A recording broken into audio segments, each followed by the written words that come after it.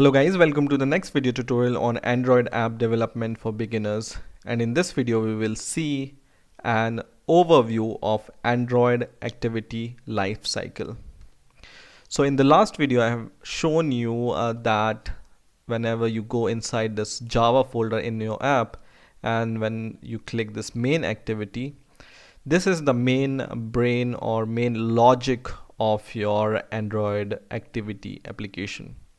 And this is a Java class which inherits from activity class. But when you take a look at this, here extend means inheriting from this class, right? But you don't see that it's inheriting from the activity class. It's inheriting from action bar activity. So it's like a multiple inheritance, and at the last the base class or super class here is the activity class. So to demonstrate this main activity is inheriting indirectly from activity class. What you can do is you can just press control plus or control and hover over this action bar activity and click it, and you will reach to the action bar activity. And you can see this action bar activity is inheriting from this class, which is fragment action. So you can just press control and hover over this fragment action and click it. And now you can see this fragment action extends from activity.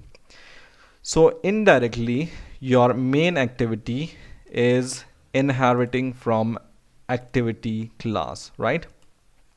So now every activity has its life cycle. For example, when your program or activity launches, first method it looks for or it calls is this method, which is onCreate method, and we are just overriding this method from the class we are inheriting from, right? So here we are calling it, and the first thing when we start our application is we want to launch the layout or set the view of the layout. Layout is just this design, right? So the first method which will be called here is the onCreate method.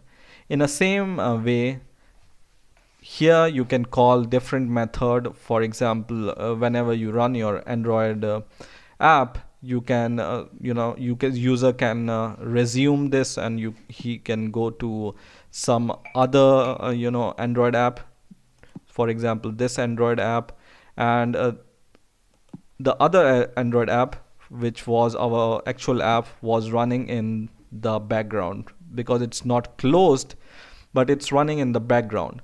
But you can close this app also by going back and close it.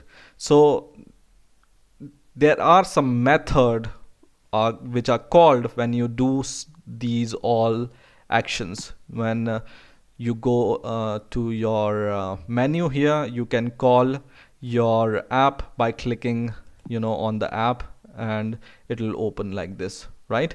So when you click this app icon, or when you do some other cool things with your application, what are the method which are called, this you can write here. And the overview of these method you can see on Android website in the documentation.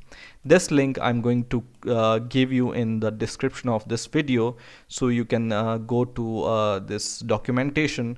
This is really extensive documentation, and here you will see a diagram which will demonstrate the basic life cycle of an activity.